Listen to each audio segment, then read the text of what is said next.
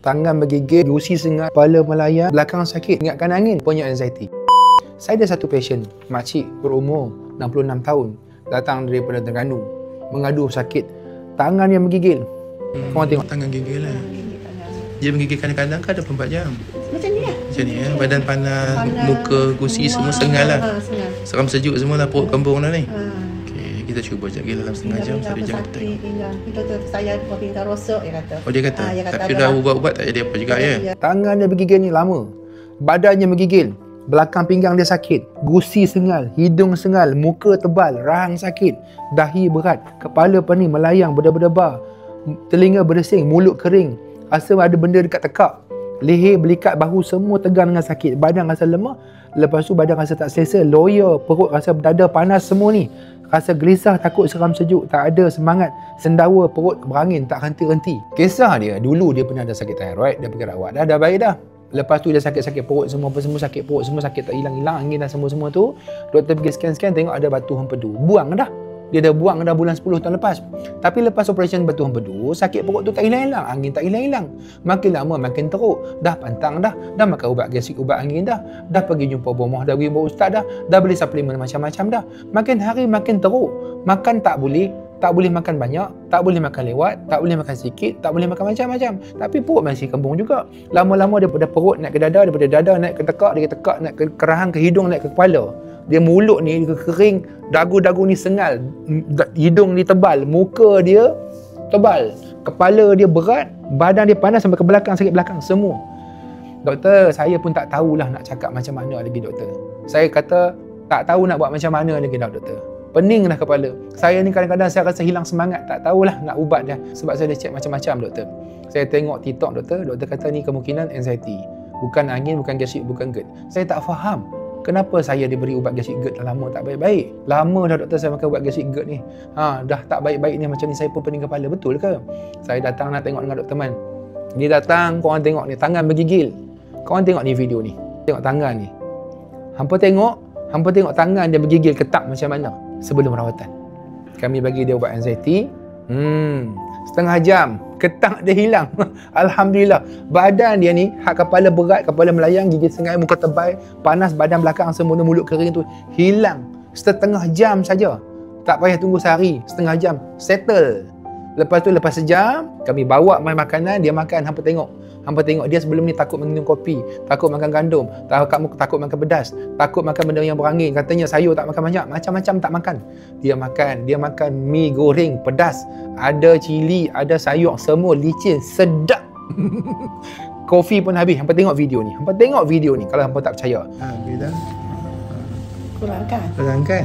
Nak kopi dan minum lah, kurangkan. Alhamdulillah. Lega, berkesan tak buat tu? Kesan. 1 jam settle semua. Sakit badan semua, sakit belakang, belikat semua settle. Alhamdulillah, syukur kepada Allah, tahniah kepada Acik.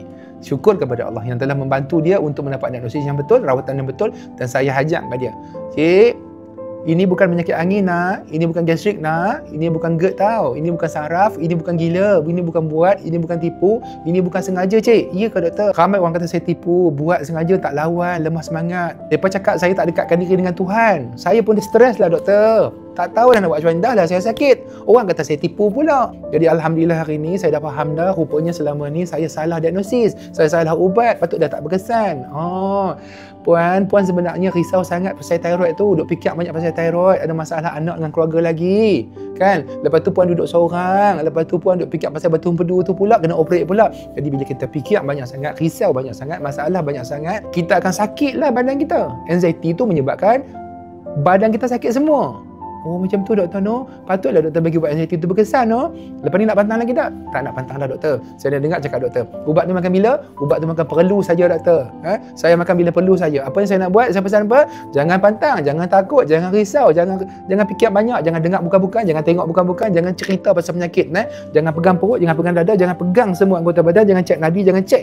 Nanti lagi teringat, nanti dia datang lagi ke kerak. Sibukkan diri, buat kerja banyak-banyak. Kalau dia datang penyakit tu kata apa? Malah layan hang, malah nak layan hang. Kalau sakit tu tak boleh kawal, baru makan ubat anxiety yang saya bagi, okey? Cakap kat otak hari-hari, reset otak, aku baik, aku kuat, aku sembuh, Allah tolong. Reset otak hari-hari, kalau dia datang kita halau, lepas tu trigger yang saya pesan tu, jangan cakap, jangan cerita, jangan tengok, jangan dengar, jangan type, jangan google dan jangan fikir pasal dia. Tahu? Ingat tak? Lepas tu, kalau last kali tak boleh, baru makan ubat. 4 benda saya pesan apa? Tutup trigger-trigger dia, reset otak tu, positifkan mindset kita, halau kalau dia datang, ubat last kali kalau tak boleh. Ingat, kita mesti boleh. Aku baik, aku kuat, aku sembuh, Allah tolong, aku mesti boleh, aku tak nak takut dengan makanan, aku takut dengan Allah saja. Lepas ni aku tak nak takut lagi makan bukan-bukan, tak nak fikir lagi, tak nak risau lagi, tak nak lagi ambil ubat yang salah lagi. Hampa. Kalau nak tahu berlambak lagi kes aku, berlambak banyak lagi kes yang aku ada. Tak ada nak buat video kat hampa sebab aku sibuk sangat. Hampa follow lah. Hampa follow, hampa tengok live hari-hari ada live Isnin sampai Jumaat. Hampa tengok sendiri orang yang datang tu simptom yang macam-macam ada. Pelik-pelik. Hampa tengok sendiri, hampa dengar sendiri, hampa tengok mereka datang sakit macam mana, lepas tu mereka kurang macam mana dan mereka makan macam mana. Hampa dengar sendiri sebagai bukti bahawa penyakit anxiety ni makin hari makin ramai menyerang orang. Ramai yang salah diagnosis.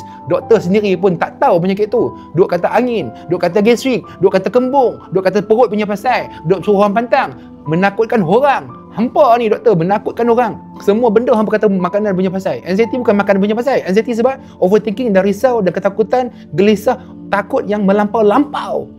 Faham? Apa nak jadi ni? Follow orang ajak hampa. Oi.